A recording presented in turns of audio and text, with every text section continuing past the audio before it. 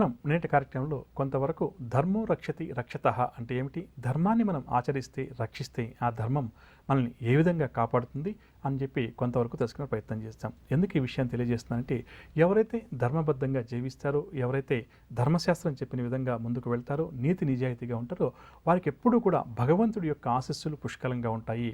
వారి జాతకంలో ఏదైనా చెడు స్థానాల్లో గ్రహాలు ఉండి ఆ చెడు గ్రహాల వీక్షణ వల్ల కానీ, దశ అంతర్దశలు ఇటువంటి వల్ల కానీ ఎవరికైతే ఇబ్బందులు ఉంటాయో అటువంటి వారు కూడా ఏంటంటే ఈ ధర్మాన్ని ఆచరించడం వల్ల, ధర్మబద్ధంగా జీవించడం వల్ల ఏమవుతుందంటే ఆ గ్రహ దోషాల యొక్క తీవ్రత కూడా తగ్గిపోతుంది. ప్రధానంగా చెప్పాలంటే ఒక ఉపాధ్యాయుడు ఉంటాడు. ఆ ఉపాధ్యాయుడు తనకున్నటువంటి ఏదైతే జ్ఞానం ఉందో దాన్ని శిష్యులకు అందిస్తుంటాడని చెప్పవచ్చు. అంటే ఏంటంటే ఒక టీచర్ అనుకుందాం, లేదా ఒక లెక్చర్ అనుకుందాం. తనకున్నటువంటి జ్ఞానం ఏదైతే ఉందో, సబ్జెక్ట్ నాలెడ్జ్, దాన్ని 100 మంది స్టూడెంట్గా అతను అందివ్వడం వల్ల ఏంటంటే ఇక్కడ అతను గురుధర్మాన్ని చక్కగా నిర్వహించాడని చెప్పవచ్చు. ఎప్పుడైతే అలా చేయకుండా ఉంటాడో అప్పుడు ఏమైపోతుందంటే అతను గురుధర్మాన్ని విడిచిపెట్టిన వ్యక్తిగా భగవంతుడు అతన్ని శిక్షిస్తాడని చెప్పవచ్చు. అదేవిధంగా మనం ఒక కొడుకుగా ఉంటాం, తల్లిదండ్రులు వృద్ధాప్యంలో మన దగ్గరకు వస్తుంటారు, మనం వారిని చూసుకోవాల్సిన బాధ్యత కూడా మనకు ఉంటుంది. కానీ మనం ఏం చేస్తున్నామంటే ఇతరత్రా కారణాల వల్ల వారిని దూరంగా ఉంచే ప్రయత్నం, వారికి దూరంగా ఉండే ప్రయత్నం చేస్తుంటాము.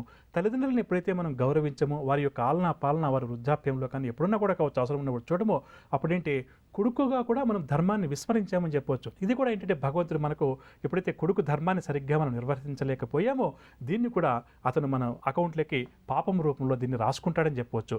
అదేవిధంగా తల్లిగా ఉన్నటువంటి ధర్మం ఏదైతే ఉందో, ప్రతినిత్యం బిడ్డల ఆలనా పాలన చూసుకోవడం కావచ్చు, వాళ్ళని సక్రమంగా పెంచి పెద్ద చేయడం కావచ్చు, ఇది తల్లి యొక్క సామాన్య ధర్మంగా చెప్పవచ్చు. ఇది కూడా ప్రతి ఒక్కరం కూడా ఆచరించి తీరాలి.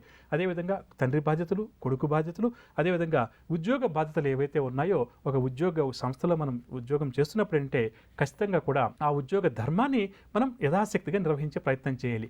ఎప్పుడైతే ఆ ఉద్యోగి ధర్మం నుంచి మనం బయటకు వస్తామో, ఎప్పుడైతే అవినీతి కోసం, అక్రమ సంపాదన కోసం మనం ఎదురు చూస్తామో అప్పుడు ఏమైపోతుందంటే తాత్కాలికంగా మనకు కొంతవరకు గ్రహ దశ అంతర్దశలు అంటాం కదా, ఈ టైం బాగున్నప్పుడు ఏంటంటే మనం చేసే చెడు పనులు కావచ్చు, మనం తీసుకునే లంచాలు కావచ్చు, ఇంకొకటి కావచ్చు, పెద్దగా అవి మనల్ని బాధించవని చెప్పవచ్చు. కానీ భగవంతుడు అనేవాడు ఏంటంటే నిష్పక్షపాతంగా, అంటే ఆయన ధర్మపక్షపాతి అని చెప్పి అంటుంటాం కదా. మరి మనం ఏదైనా ఒక అధర్మమైన పని చేస్తున్నాము అంటే, ఒక ఉద్యోగిగా కష్టపడి పనిచేసాం, ఒక ఉద్యోగాన్ని మంచి ఉద్యోగం తెచ్చుకున్నాం, ఆ బాధ్యతలను నిర్వహించకుండా ఎప్పుడైతే అధర్మం వైపు వెళ్ళిపోతుంటామో, ఎప్పుడైతే అవినీతి వైపు వెళ్ళిపోతుంటామో అంటే ఏంటంటే ఇక్కడ ఉద్యోగ ధర్మాన్ని మనం విస్మరిస్తున్నామని చెప్పొచ్చు. ఇలా చేసినప్పుడు ఏంటంటే ఆ ధర్మము అంటే భగవంతుడిగా మనం భావిస్తే భగవంతుడు మనల్ని ఏదో ఒక రోజు శిక్షిస్తాడు. ఆయన విధించే శిక్ష కూడా ఆ తర్వాత జీవితాంతం దాన్ని అనుభవించాల్సి వస్తుంది. మనమే కాకుండా మన కుటుంబ సభ్యులందరూ కూడా ఆ పాపాన్ని మోయాల్సి వస్తుందని చెప్పవచ్చు. అంటే ఏంటి, ఒక ఉద్యోగం ఉన్నారు, అవినీతి చేశారు, అతను పట్టుబడ్డాడు, ఉద్యోగం పోయిందనుకోండి, ఆ తర్వాత కలిగేటువంటి కష్ట నష్టాలు ఏవైతే ఉన్నాయో అతనితో పాటుగా ఆ పాపపు సొమ్ము ఏవైతే కుటుంబ సభ్యులు తిన్నారో అందరూ కూడా దాన్ని అనుభవించాల్సి వస్తుందని చెప్పవచ్చు. ఇక అదేవిధంగా ఈ విధంగా ప్రతి విషయాన్ని మనం తీసుకున్నప్పుడు ఏంటంటే సామాన్య ధర్మాలు ఎవరైతే వారి నిత్య జీవితంలో ఆచరిస్తుంటారో, ఇందాక చెప్పినగా ఒక ఉపాధ్యాయుడి ధర్మం కావచ్చు, అంటే గురుధర్మం కావచ్చు, ఒక తల్లి ధర్మం కావచ్చు, ఒక బిడ్డ ధర్మం కావచ్చు, ఒక కొడుకు ధర్మం కావచ్చు, లేదా ఒక ఉద్యోగి ధర్మం కావచ్చు, ఎప్పుడైతే మనము మనస వాచ అంటుంటాం కదా, అంటే త్రికరణ శుద్ధిగా ఆచరిస్తుంటామో అప్పుడు ఏమవుతుందంటే ప్రతి నిత్యం కూడా మనం ధర్మాన్ని ఆచరించిన వారవుతాము. అమ్మా, అలాంటి వాళ్ళది నిజమైన ప్రేమ కాదు, అది వ్యామోహం.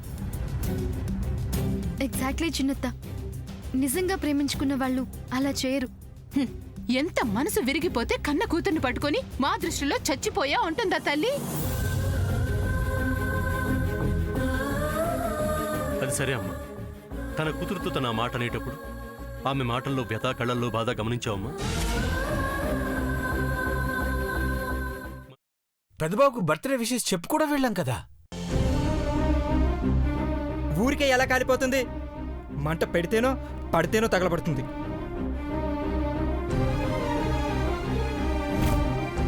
కరెక్ట్ చిన్నబాబు, నీకొచ్చినట్టే నాకు డౌట్ వచ్చింది. పార్వతే షర్టును తగలబెట్టిందనుకుంటా.